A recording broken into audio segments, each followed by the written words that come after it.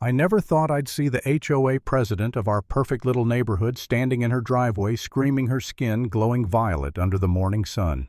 Sophia Wilson, the self-proclaimed queen of Maplewood Estates, looked like she'd bathed in guilt, and the best part, she'd done it to herself. 6 months earlier, I had moved to Maplewood after the divorce, chasing quiet lawns and clean fences, the kind of place where you wave to neighbors and pretend life is simple again. For a while it worked. Mornings were coffee on the porch nods from old Mr. Harris watering his azaleas.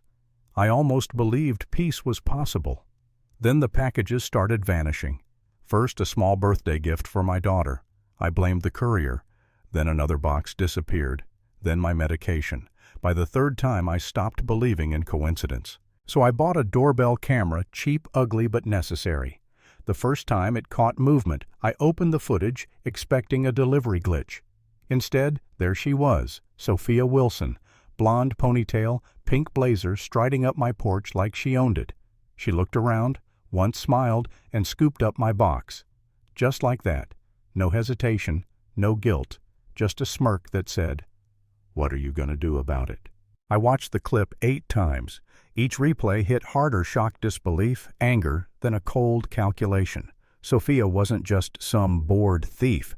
She was the HOA president, the person who decided which shade of beige your house could be. She fined people for trash cans, approved or denied every fence, and hosted monthly meetings like royal court sessions. Now, she was stealing my mail. I showed the footage to George, my neighbor across the street, a retired cop who now grew tomatoes. He watched quietly, then said, "That's her, all right. But are you sure you want to make waves? She writes the rules around here. I said I just want my stuff back." He sighed.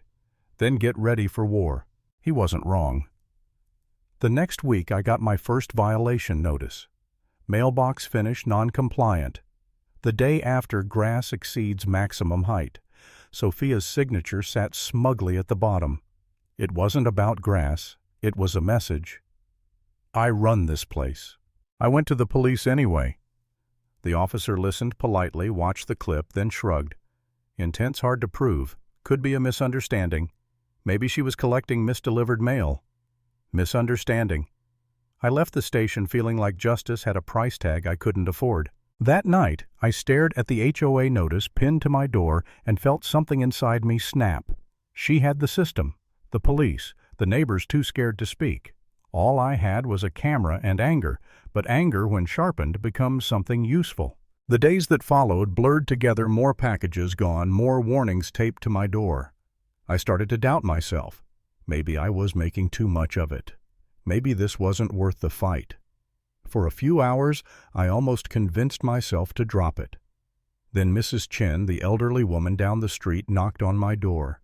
Her hands trembled as she showed me a photo of her grandson's missing birthday gift. "She took it," she whispered. I saw her.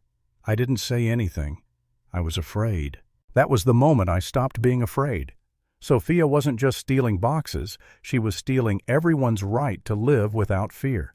And I was done letting her win. Late that night, I sat in my garage surrounded by wires, plastic tubing, and jars of bright pigment.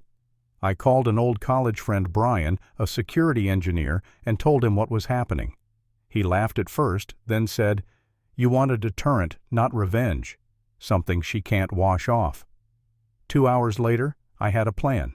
A homemade dye pack, the kind banks use for robbers. Non-lethal, impossible to scrub away, and poetic as hell. The first few prototypes were disasters. One exploded early, turning my left arm purple for days. Another clogged and sputtered. But by the weekend I had it, a small device triggered by pressure packed inside a decoy box labeled Luxury Spa Products. Fragile. It looked harmless. Beautiful even. Exactly the kind of thing Sophia couldn't resist collecting. I tested it once. Click, pop, whoosh. A cloud of purple and yellow burst across the garage door. Perfect. I laughed until I coughed. After months of humiliation, I finally had control. Thursday morning, 10:43 a.m., her usual route.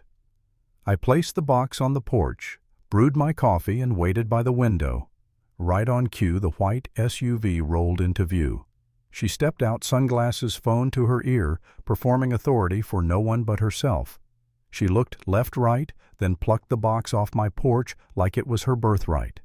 I didn't move. I just smiled and whispered, "Showtime." 20 minutes later, my phone buzzed. A message from George. "Dude, she's purple." Then a photo, Sophia Wilson, the immaculate queen of Maplewood, screaming on her front lawn, her skin streaked violet and yellow, her perfect pink blazer ruined. I nearly spit out my coffee. Months of fear of playing by her rules, and now she was literally stained by her own greed. The neighborhood erupted. Videos spread through group chats. Memes popped up overnight. Maplewood's new color code, violet. I didn't post a thing. I didn't need to. The truth had gone viral on its own. By evening, a black SUV pulled into my driveway. A man in a suit handed me an envelope. "You've been served. Mrs. Wilson intends to pursue legal action for chemical assault." I laughed. "Tell her to check the footage. She stole from me." He frowned. "We'll see what the authorities decide." The next day, 2 officers arrived at my door. I showed them everything, every timestamp, every clip, the full sequence from theft to dye explosion. When the video ended, one of them chuckled. Seems self-inflicted to me. They left shaking their heads, heading straight to Sophia's house.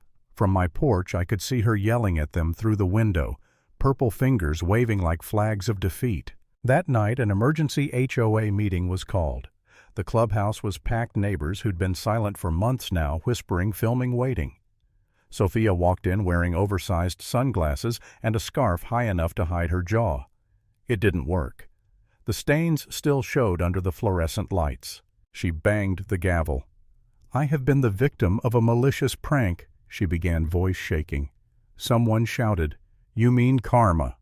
Laughter rippled. She snapped, "Enough. This resident used a dangerous chemical device to stop a thief." George interrupted. "That's not assault, Sophia. That's consequences." Mrs. Chen stood next, clutching receipts and photos. "You took my granddaughter's present," she said softly. "You never gave it back." Then another neighbor spoke up, then another. Stories spilled out like floodwater, missing packages, intimidation fines. Sophia's mask cracked. She looked smaller now, cornered. Finally, someone called for a vote of no confidence. Hands shot up across the room, nearly unanimous. Even her secretary raised hers. Sophia slammed the gavel down so hard the handle snapped, leaving a purple streak on the table. "You can't do this," she shouted. "I am the HOA." A voice from the back answered, "Not anymore." Security escorted her out as cameras flashed. The meeting ended in laughter and applause, the sound of fear breaking. By the weekend, the story hit the news. HOA president caught purple-handed in mail theft scandal. Her mugshot spread online, faint violet stains still ghosting her skin. Her lawyer husband resigned from his firm.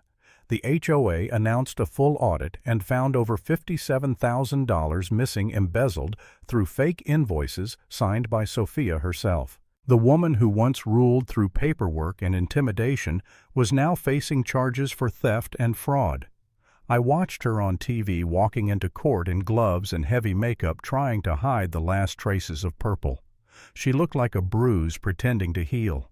When the board voted to permanently remove her, she hissed, "You'll regret this." But no one did. The moment she left the room, the air felt lighter, like the whole neighborhood exhaled at once. That was the end of her reign. I stood on my porch the next morning, coffee in hand, watching the delivery truck stop in front of my house.